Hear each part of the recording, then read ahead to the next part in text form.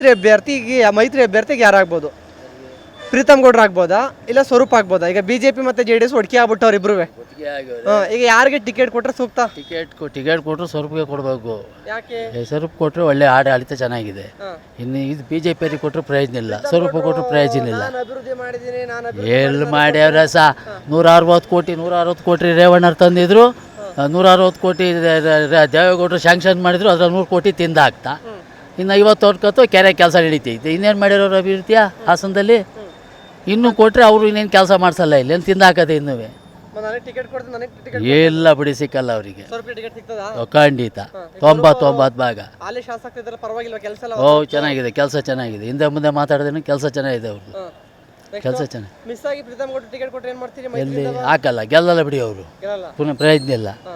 ಯಾರು ಬೇರೆ ಯಾವ್ದಾರು ಅದೇ ಇದು ನಿಂತರೆ ಅವ್ರಿಗೆ ಎತ್ಕೋತಾರೆ.